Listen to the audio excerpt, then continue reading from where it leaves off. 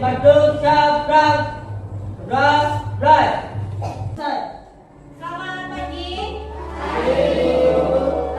Oke, sebelum kita mulai pelajaran nanti, kita akan minta cek dulu kehadiran semua, oke? Hari ini yang sudah masuk siapa? Berikan belakang, kita akan menampilkan sebuah gambar. Nah, dari tampilan ini, silakan nanti dianalisa. Coba diperhatikan terlebih dahulu gambar di depan. Tolong dianalisis, oke? Tolong dianalisis.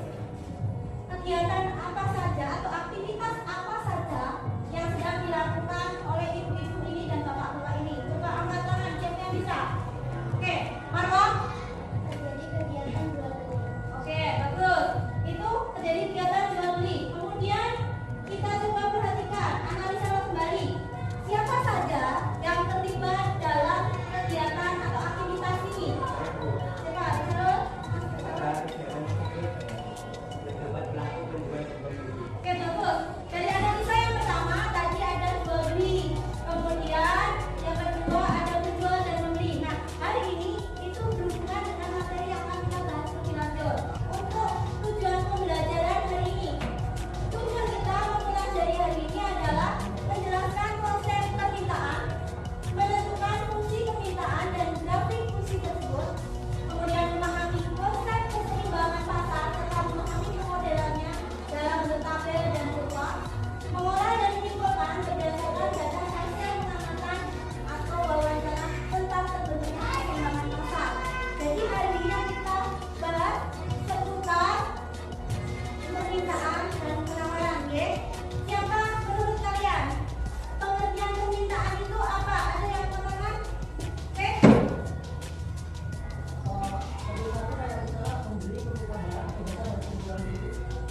Bagus. Dari permintaan sendiri nanti di sini ada 3. Ada permintaan efektif, permintaan potensial, dan absolut. Menganalisa studi kasus yang akan kita berikan. Nanti perhatikan di depan. Nah, ya, nanti perhatikan dulu di depan. Nah, karena ini sudah nanti kelompoknya sudah berkumpul masing-masing ya. Jadi nanti kamu analisa permasalahan yang bisa saya di depan. Perhatikan baik-baik. Kalau kurang, masih ulang lagi.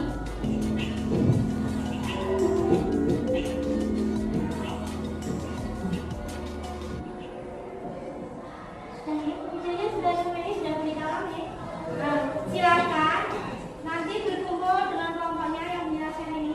Sudah berkumpul semua? Coba kelompok 1 posisinya di mana? Oke. Kelompok 2. Oke. Kelompok 3.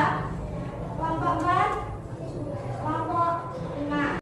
Nanti saya akan membagikan TKPD kalian satu persatu satu kelompok. Nah, satu kelompok saya berikan waktu 15 menit cukup?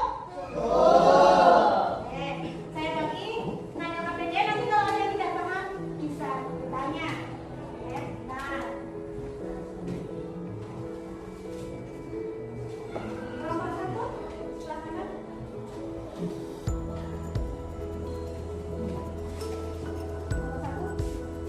Kelompok 2. Kelompok 3. Kelompok 4. Kelompok. Oke, sekarang saya beri waktu 15 menit. Silakan dianalisa dari kasus yang tadi di video. Kamu analisa untuk menjawab pertanyaannya. Silakan dikerjakan.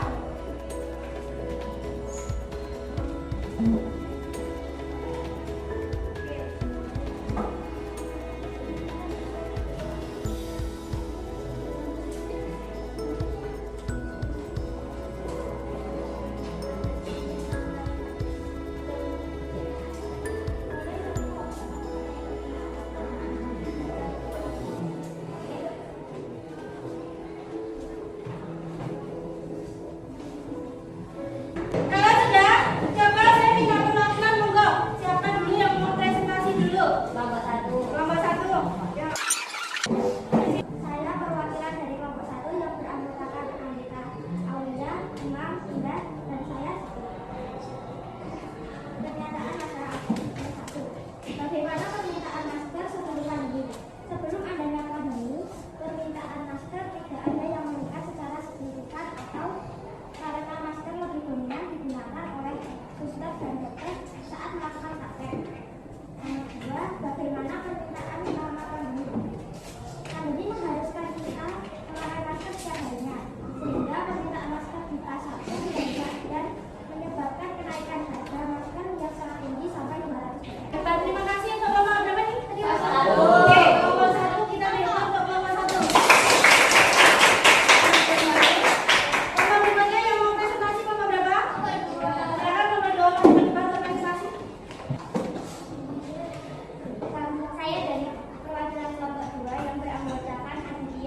Nadia, Farel, Hafiz,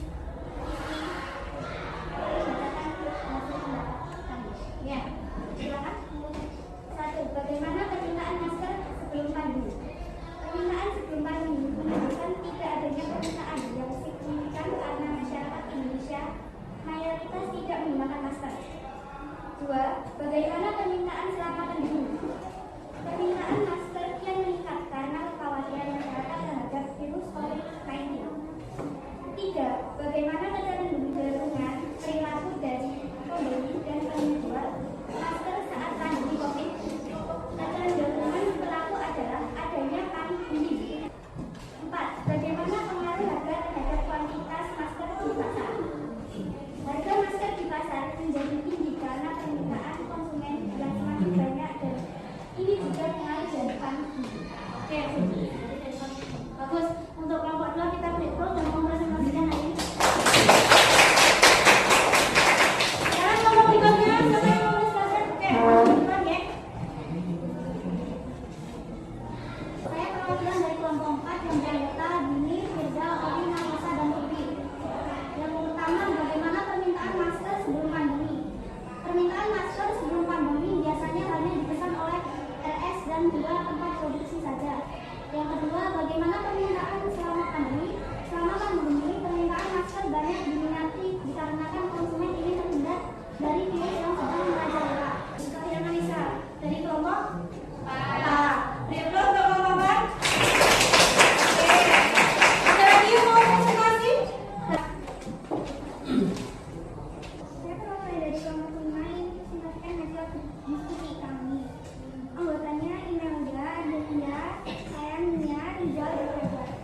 Pertanyaan nomor 1, bagaimana permintaan masker sebelum pandemi? Sebelum adanya wabah virus corona, permintaan masker masih tidak terlalu banyak, hingga untuk mendapatkannya masih cukup mudah dan harganya masih stabil. Yang kedua, bagaimana permintaan selama pandemi? Karena khawatir penyebaran virus, masyarakat diharuskan menggunakan masker yang menyebabkan permintaan masker menjadi tinggi dan menyebabkan hanya mencari masker. Karena itu, harga masker menjadi naik. Beri close untuk kelompok ini.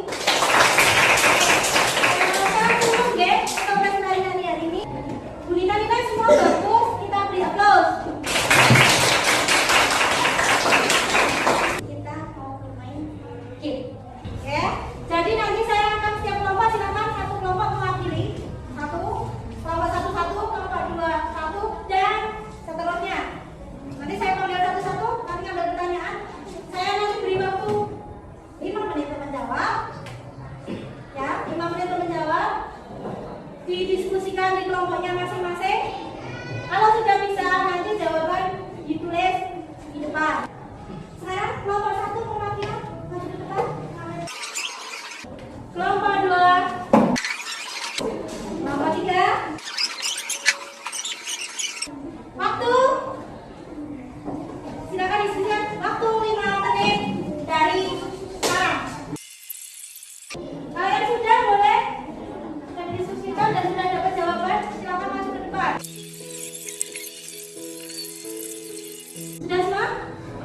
Ya? Nah, nggak boleh coba. Oke. Nah, sekarang sistemnya adalah kelompok 1 tidak dilakukan kelompok 1 dengan kelompok. Nah, kelompok 1 mengoreksi kelompok 5. Kelompok 2 mengoreksi kelompok 4. Kelompok 3 dikoreksi kelompok 2. Kelompok 2 dikoreksi kelompok 3.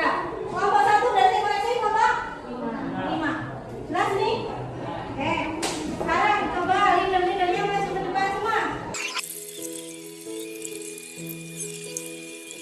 Oke, sudah ya? Permainannya sudah selesai. Sudah mendapatkan poin. Oke toh? Tadi sudah bermain game, sudah presentasinya bagus, kemudian gamenya juga kalian termotivasinya terdekat, tapi bisa menyelesaikan soal. Nah, sekarang kita masuk pada penguatan, yaitu pada akhir ya, sudah main. Di sini aku lihat ini sangat sedikit, istilahnya mengulang sedikit mengenai materi tadi. Nah, tadi